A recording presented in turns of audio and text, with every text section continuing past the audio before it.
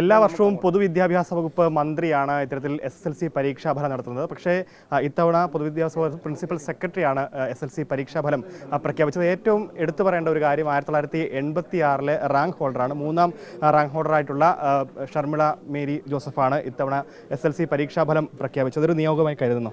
തീർച്ചയായിട്ടും വളരെ സന്തോഷമുണ്ട്.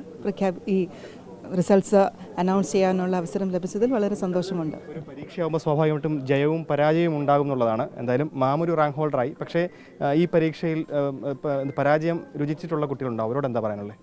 അവരോട് പറയാനുള്ളത് നിരാശപ്പെടേണ്ട. അവർക്ക് ഇനിയും ഇമ്പ്രൂവ് ചെയ്യാനുള്ള ഒരു എന്നുള്ളൊരു ഓപ്പർച്യൂണിറ്റി ഉണ്ട്. ആ ഓപ്പർച്യൂണിറ്റി ആ അവസരം എടുത്ത് അത് ഏത് വിഷയത്തിനാണോ സ്കോർ ചെയ്യാൻ പറ്റാത്തത് ആ വിഷയങ്ങൾ കുറച്ചും കൂടെ ശ്രദ്ധ കേന്ദ്രീകരിച്ച് പഠിച്ച് പരീക്ഷ അപ്രോച്ച് ചെയ്ത് ക്ലിയർ ചെയ്യാൻ അവർ ശ്രമിക്കണം. പ്രിൻസിപ്പൽ സെക്രട്ടറി സാധാരണഗതിയിൽ അങ്ങനെ ഫലപ്രഖ്യാപനം സംസ്ഥാനത്ത് ആദ്യമായിട്ടാണെന്ന് തോന്നുന്നല്ലേ? അല്ല, ഇതിനു മുൻപും ഒരു വർഷം ശ്രീ ഷാജഹാൻ പൊതുവിദ്യാഭ്യാസ സെക്രട്ടറി ആയിരുന്നപ്പോൾ ഫലപ്രഖ്യാപനം നടത്തിയിട്ടുണ്ടായിരുന്നു.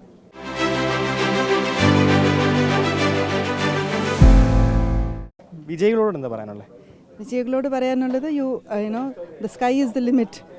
You do hard work, you plan your studies, plan your curriculum, or properly plan as to how you would study, and you would be able to reach your goals. 86 കാലഘട്ടത്തിൽ നിന്ന് ഇപ്പോൾ വരുമ്പോൾ വിദ്യാർത്ഥികൾക്ക് ഏറെ സമ്മർദ്ദമുണ്ട്. ഈ A+ന്റെ കാര്യത്തിലും പ്രത്യേകിച്ച് ഇപ്പോൾ തന്നെ ആളുകൾ ചോദിക്കുന്നുണ്ടായിരുന്നു, ഈ ചോദ്യ പേപ്പറിലെ മാറ്റമാണോ ഫുൾ A+ലേക്ക് വരുമ്പോൾ ബുദ്ധിമുട്ടുണ്ടാക്കിയതടക്കം. എങ്ങനെയാണ് ആ ഒരു കാര്യങ്ങളെ വിലയിരുത്തുന്നത്?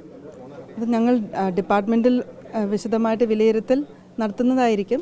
അപ്പോൾ എങ്ങനെയാണ് ചേഞ്ചസ് വന്നത്, അതനുസരിച്ച് കുട്ടികൾക്ക് അഡോപ്റ്റ് ചെയ്യാൻ പറ്റിയില്ല എങ്കിൽ ടീച്ചേഴ്സിനുള്ള ഓറിയൻറ്റേഷനും നടത്താൻ ഉദ്ദേശിക്കുന്നുണ്ട് എന്നാണല്ലോ ഡയറക്ടർ പറഞ്ഞത്. അപ്പോൾ അതനുസരിച്ചുള്ള നടപടികൾ എടുക്കുന്നതായിരിക്കും.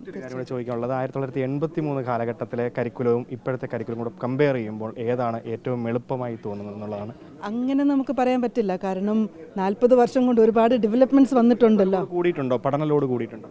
പഠന ലോഡ് കൂടിയിട്ടുണ്ടോ എന്ന് കൃത്യമായിട്ട് പറയാൻ എനിക്ക് സാധിക്കത്തില്ല ഇപ്പോൾ.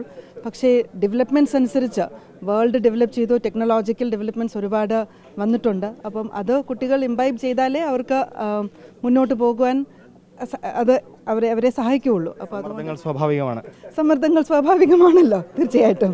Okay, thank you. എന്തായാലും എല്ലാ മേഖലകളിലും സമ്മർദ്ദം സ്വാഭാവികമാണ്. ആ സമ്മർദ്ദങ്ങളൊക്കെ അതിജീവിച്ചുകൊണ്ട് വേണം മുൻപോട്ട് പോകാൻ എന്നുള്ളതാണ് പൊതുവിദ്യാഭ്യാസ വകുപ്പ് പ്രിൻസിപ്പൽ സെക്രട്ടറി പറയുന്നത്.